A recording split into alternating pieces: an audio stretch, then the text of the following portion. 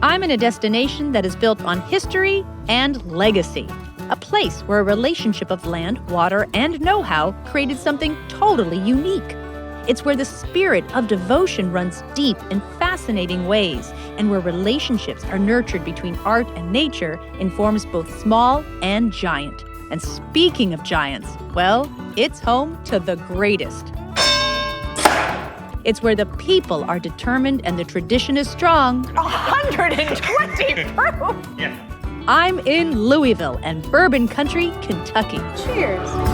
Hi, I'm Samantha Brown, and I have been traveling the globe for 25 years. Here's a great episode of my Emmy Award-winning travel series, Places to Love. Like and subscribe to join me on my adventures. Let's go. This is unbelievably my first trip to Kentucky, and I'm starting my time here understanding one of their greatest contributions to the country, bourbon. I'm learning how this uniquely American spirit came to be from one of the most sought-after guides of the Buffalo Trace Distillery and an inductee into the Kentucky Bourbon Hall of Fame.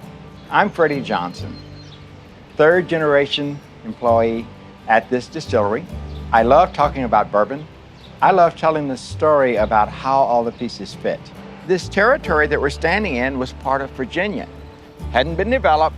I get the Scottish and Irish to come out here. They're making rye and barley whiskeys like they did in the mother country. Okay. They start mixing these whiskeys together and they produce this new sweet-tasting whiskey that doesn't have a name, Samantha. So it becomes referenced as Bourbon County whiskey. This water, it's the key to the whole thing. We're actually standing on top of a giant limestone aquifer. And when the water passes through this white marble limestone, it filters out the iron and it produces an exceptionally sweet taste. So the pH factor of the water in this area is entirely different than anywhere else in the country. And when you put your unique yeast strain in there with it in the making of the mash, it creates a special taste profile to your product. So we're literally standing where this distillery began, where the earliest settlers came. They made bourbon. They made whiskey that turned into a bourbon. Yes. And it hasn't changed for 200 years. Buffalo Trace sits on over 400 acres of land and is home to 4 centuries of architecture, all still up and running. This rick house, built in 1884, is aging 24,000 barrels, and the barrel aging process is where the story of bourbon turns into a romance. And how old is this rick house? I feel like it's like 100 years old. It's far more than that. Some of the timbers we're standing on go back to 1797. It was rebuilt in the early 1800s. Wow. These thick walls will age bourbon entirely different than a wooden warehouse or one that's made out of metal. And the sun, all of those are components. The breeze, the air is constantly moving in and around these barrels, and it enhances the aging profile. What else is happening in this rick house? I mean, it's a very, like you said, it's almost primitive. It's just brick, mortar, wood. Obviously, we live in an age where we could make more high-tech storage facilities. I saw. No. You don't, no, Samantha. You don't want to mess with Mother Nature or Father Time. Okay. It's dependent upon which side of the building the barrel sits on and which level it sits on. So on the lower levels, the barometric pressure moves the whiskey in and out of the wood, like the weather changes. The upper level, so as I come up in the warehouse, it's more of an influence of the temperature fluctuations. Most people have the image of a bunch of old whiskey guys. They always had guns and dogs and funny looking hats on their head. It was the wrong image. They were structural engineers. They were chemists. They were biochemists. They were arborists. They understood the rotation of the earth, the densities of different types of materials, and that's the start of bourbon as we know it today in Kentucky. Fortunes were made with the distillation of bourbon, and one man, Isaac Wolf Bernheim, loved this area so much that when he struck it rich by developing the famous I.W. Harper bourbon, he donated 16,000 acres of land to the people of Kentucky. The forest that bourbon built is now named after him, and it's home to one of the most unusual outdoor art galleries anywhere. My name is Jenny Zeller. I'm the Arts and Nature Curator at Bernheim. I'm also a visual artist and was awarded an Artist in Residence at Bernheim in 2017. And what I find so fascinating about this forest is not only did Mr. Bernheim understand in 1929 the connection that people would have to nature, but also the more unique connection to art. You know, art engages people in ways that are different than science and education. So it really allows us to have this like holistic approach to fulfilling our mission of connecting people with nature. I tell you, I've seen these in pictures, and nothing quite like seeing them in real life, It's true. in their natural element. Absolutely. Right? In their home. Absolutely. This is Little Nis. Little Nis, Oh. yes. He's not so little. No, but he is the smallest of the three giants. It's a Mama Lumari, and her two children, Little Nis and Little Alina. And Little Nis has ventured away from Mama and Little Alina and became mesmerized by his reflection in this pond. The sculptures are by the internationally renowned recycling artist Thomas Danbo from Denmark. He mainly used items from Kentucky to make his giants. So Little Nis has been made with some pallets from a local pallet company that was just gonna be thrown away. Mama Lumari is actually made with bourbon barrel staves, so it really speaks to our region. I always think that, you know, as a child, you always thought that something like this did live in the forest. And you would go on long walks wondering what you were going to find. And this idea that the forest does have these magical creatures is something we can all tap into even as adults, right? That there Absolutely. is magic in these woods. Another way Bernheim is connecting people to nature is with its newest installation that was just receiving its final touches, Spirit Nest. This is just phenomenal. Have you always worked at this scale? How did you start building your nest to get to this? I'm originally from Omaha, Nebraska, and my mom used to take me to the Platte River, and I used to always be pulling home. You see these little pieces of driftwood over here. Yeah. I used to, start gathering the driftwood, and I brought it into my bedroom when I was a kid, and I sculpted my first nest in the corner. And then over time, I started to really approach it as an art form. It just inspires absolute awe in people.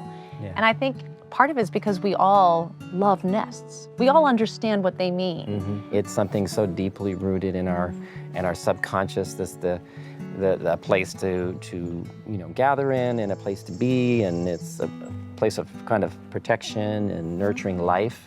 And you can have storytellers here, workshops, concerts, all sorts of activities can take place here. This is also a collaboratively built project with volunteers here. And so we actually went to the Falls of the Ohio and had a week's worth of collecting driftwood. And you can climb up inside. I feel like that's such a smart use of sculpture because there's such an emotion, especially after the year we've all been through. Right. I knew this work would go far beyond the visual component. You know, artists think and see the world differently than other people. Not only what they choose to focus on, but through their creative practice as well. Being back here in this room, I'm not seeing any huge mechanical machine doing anything here. I see a lot of people working. Is everything done here by hand? Well, we consider ourselves an art factory, and we produce literally hundreds of pieces a day, but we're the only people left that we know of in America on a scale that are making plates by hand, making our mugs by hand, applying the handles. We still celebrate the same traditions that this company has been doing for 200 plus years. Take, for example, the creation of a simple basic plate. Tommy's been doing this from scratch for almost 30 years, first building the foundation, then adding the structure. How many plates a day can you make, Tommy? A couple hundred? Yeah, at least 200 a day. 200 a day. 200 plates a day. And how do you know when it's done? When do you pull the lever up and say, okay, the foot's perfect? How do you know? My experience. Stoneware Company was founded in 1815 and is one of the last great American pottery companies. Stephen Smith is making sure its third century is as resilient as its stoneware by creating a destination where shopping is encouraged, history is shared, and there's an understanding of the artist and their craftsmanship. Master mold maker Nock Van has been here for 40 years. What is the material you're carving into? Plaster. Plaster. Yeah. Okay. So you're Yeah. carving the running Everything. horses. Everything. Horse and jockey. And the level of detail, I see the horse's reins. Yeah. And then the jockey in the crouched pose. Yeah. And they are clearly galloping. That is unbelievable. And you're just doing that freehand. Yeah. Once the carving is completed on the plaster production mold, the rubber master mold is created, and that's what produces these elaborate stoneware products. You came here to the country, to this country when? After the fall of Saigon, 1975. So you actually got to leave Get on on a plane airplane, yeah. in plenty of time. Yeah. Just yourself or your family? Just me. Just you. How old are you? I was 23 years old. 23. Yeah. So I come to Kentucky, and I met my wife here, and married her, and have family. That's it, how my life story is.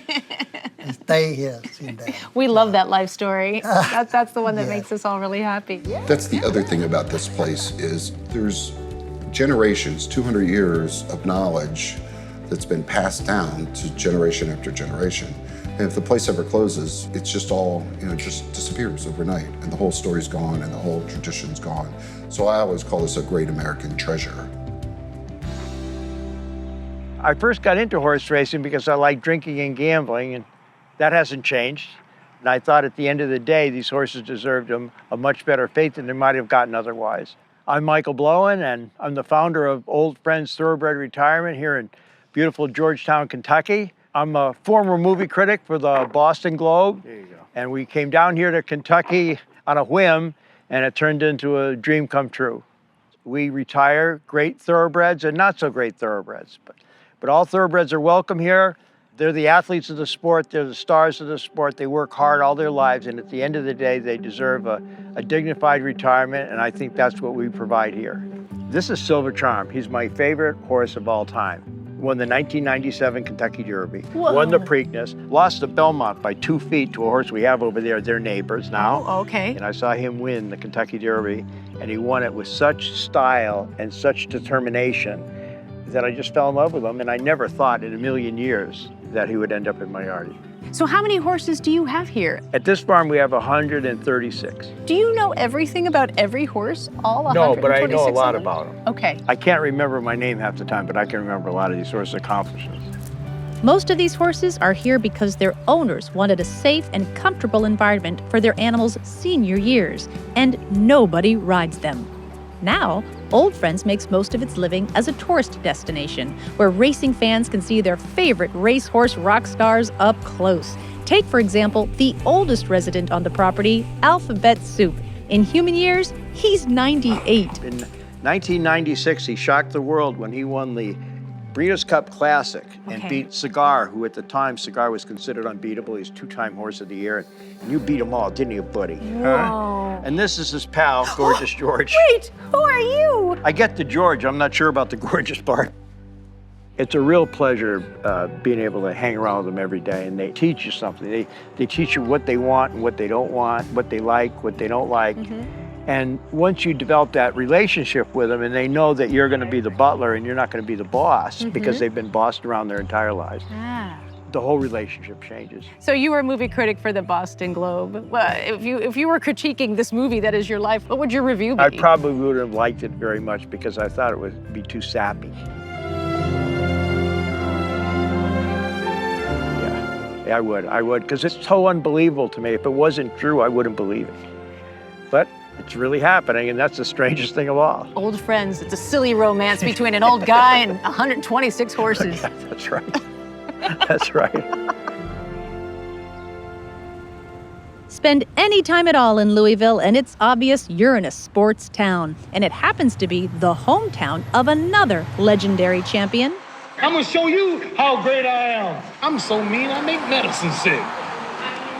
That's right. Muhammad Ali was born and raised here as Cassius Clay, and a man with a legacy that big needs a building this big to contain it. I'm at the Muhammad Ali Center, an expansive, interactive celebration of his larger-than-life career both in and out of the ring. The Champ had an uncanny ability to attract people and to make friends all over the world. So we emphasize humanitarian endeavors, and we also emphasize the importance of being your best self. I'm Laura Douglas, interim president and CEO here at the Muhammad Ali Center. Could the Ali Center be anywhere else other than Louisville, Kentucky? Absolutely not.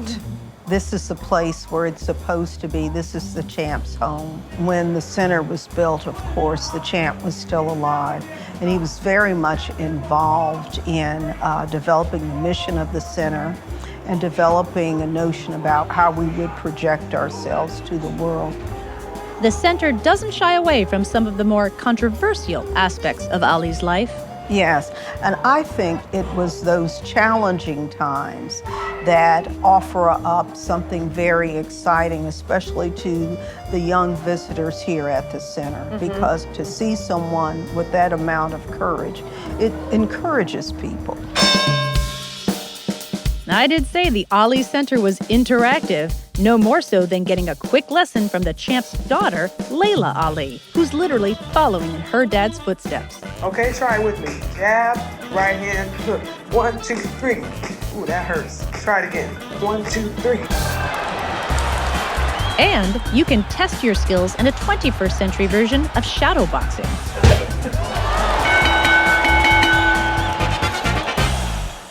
He was such a humanitarian, and that really started here in Louisville, walking around the center and coming into the counter, where he says, I know, I was the Champ, and I couldn't even sit down at this counter and order a hamburger. Having one foot in the American dream and the other part, not so much.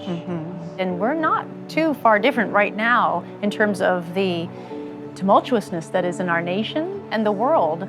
So it definitely begs the question, oh my goodness, what would Muhammad Ali say during these times, and don't we need him right now? When there are injustices to overcome, it's necessary to reach down inside yourself and to pull that courage out, which is certainly what he did, and he acted on that. The Muhammad Ali Center is more than just a look back at an incredible life. It asks that we recognize the same courage in ourselves for our future. I've been surrounded by bourbon on this trip, but I still haven't tried any. So I've headed outside of Louisville to the bourbon capital of the world, Bardstown. Jamar, am I smelling what I think I'm smelling in the air right now? Absolutely are. That's bourbon. That's it. That is the cooker, and that is going into a fermenter that's sitting, and that's what you're smelling. It's the actual cooker going right now. So think of it like bread in an oven.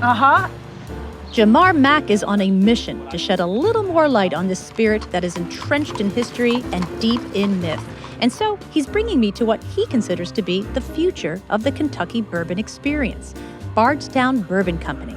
It's moving things forward with immersive distilling experiences and a full-service restaurant, the only one of its kind on this bourbon trail, but it still knows that it all comes down to one thing. So you know bourbon, you start with what grows well locally. Okay. So in Kentucky, that's corn. Corn. So corn is always the foundation and heart of bourbon. It has to be majority corn.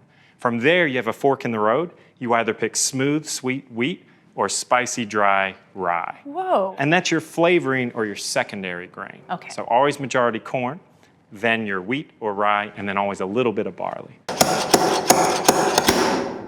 I imagine that's just a sound that's iconic in this state, Oh, right? yeah, I mean, this course. is you've got the state bird, you've got the state tree, and then you've got the state sound, and it's that. It's that. That's how you know someone's getting in your barrel. Yes, exactly. Okay, so these are cast strength bourbon, Okay. which means we are not adding water. We're coming straight out of the barrel, which means we're gonna be at 60% alcohol, 120 proof. Okay, We're gonna be at the 120 proof. Yeah. I'm wearing wedge heels, Dan. I should have worn flats. The first barrel sample is where wheat plays a secondary role.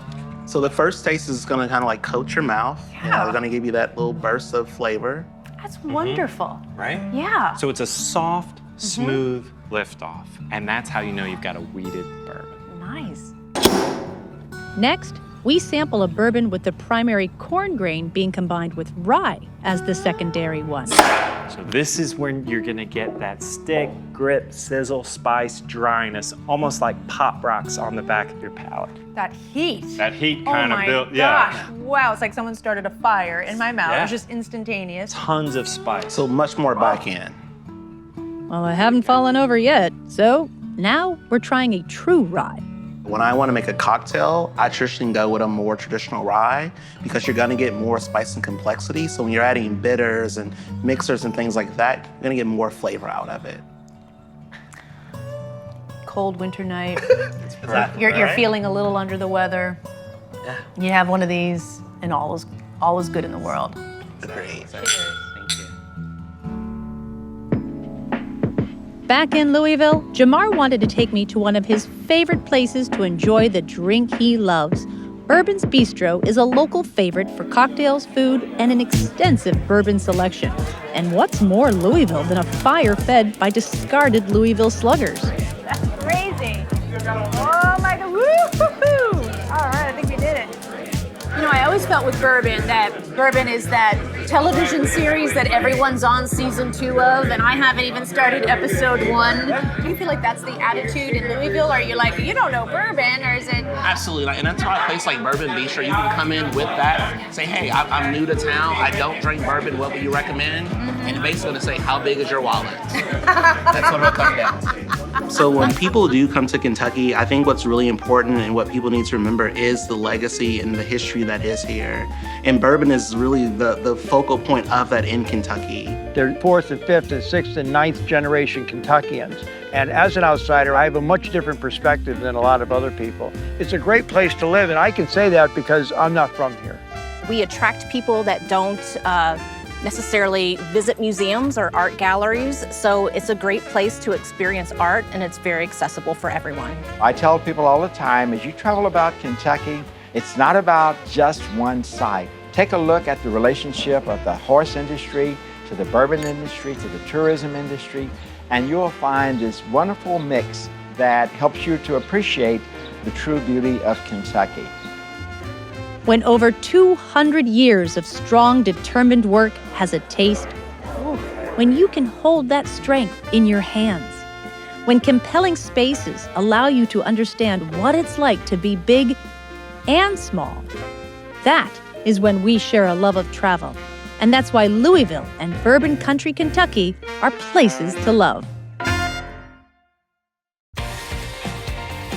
Hey, thanks for watching this episode of Places to Love. What was your favorite scene? Be sure to leave a comment.